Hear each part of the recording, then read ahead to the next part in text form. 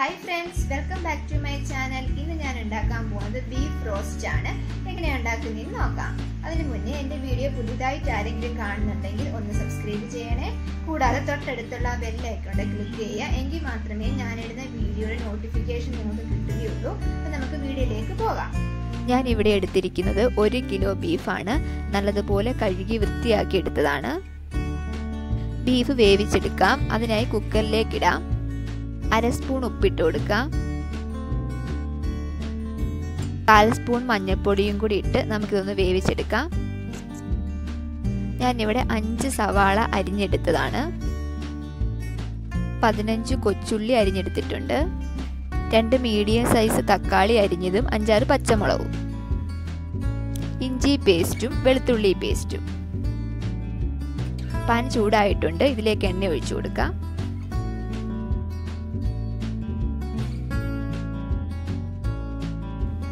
അര സ്പൂൺ വെളുത്തുള്ളി പേസ്റ്റ് ഇട്ട് കൊടുക്കാം. 1/2 സ്പൂൺ ഇഞ്ചി പേസ്റ്റ് ഇട്ട് കൊടുക്കാം. പച്ചമണം മാറുന്നിടം വരെ ഒന്ന് വഴറ്റി കൊടുക്കാം.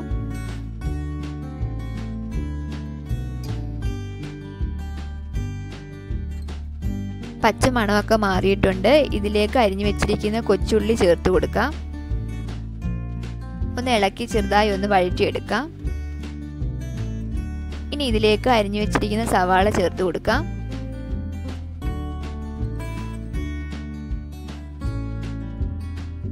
നല്ലപോലെ ഒന്ന് ഇളക്കാം.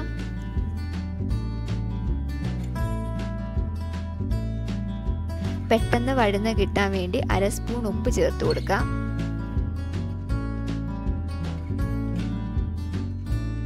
ഇതുപോലെ വഴറ്റിയെടുക്കണം.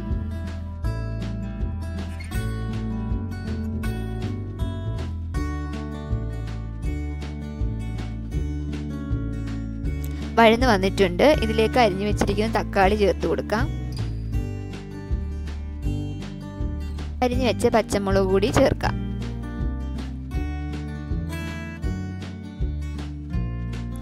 എല്ലാം കൂടി നല്ലതുപോലെ ഒന്ന് വഴന്ന് വരുന്നിടം വരെ ലോ ഫ്ലെയിമിലിട്ട് നല്ലതുപോലെ ഇളക്കി കൊടുക്കണം.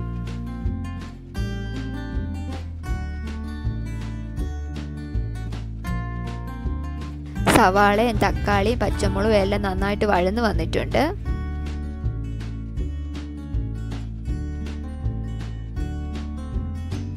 ഇനി ഇതിലേക്ക് പൊടികൾ ചേർത്ത് കൊടുക്കാം. 3 സ്പൂൺ മുളക് പൊടി. നിങ്ങളുടെ എരിവിനനുസരിച്ച് മുളക് പൊടി ചേർത്ത് കൊടുക്കാം. 1/2 സ്പൂൺ മല്ലിപ്പൊടി. 1/2 സ്പൂൺ ഗരം മസാല.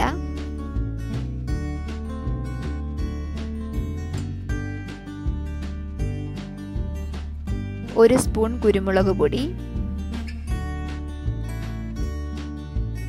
ഇവയെല്ലാം കൂടെ നല്ലതുപോലെ മിക്സ് ചെയ്ത് കൊടുക്കാം. പൊടികളുടെ ആ പച്ച മണമൊക്കെ മാറുന്നിടം വരെ ഒന്ന് വഴറ്റി കൊടുക്കാം.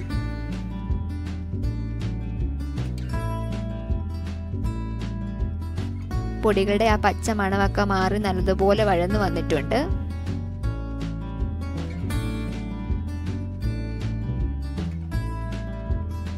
ഇനി ഇതിലേക്ക് വേവിച്ച് വെച്ചിരിക്കുന്ന ബീഫ് കൂടി ഇട്ട് കൊടുക്കാം.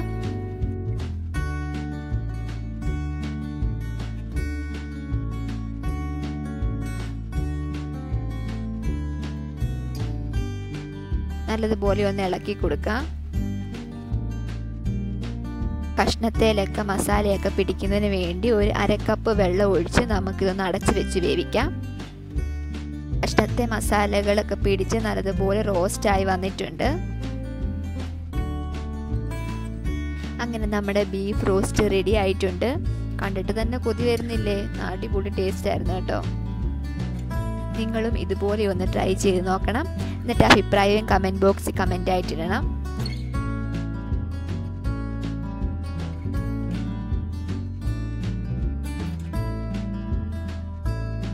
ഇന്നത്തെ വീഡിയോ ഇഷ്ടമായെങ്കിൽ ലൈക്ക് ചെയ്യണം, കമൻറ്റ് ചെയ്യണം, സബ്സ്ക്രൈബ് ചെയ്യാൻ മറക്കരുത്.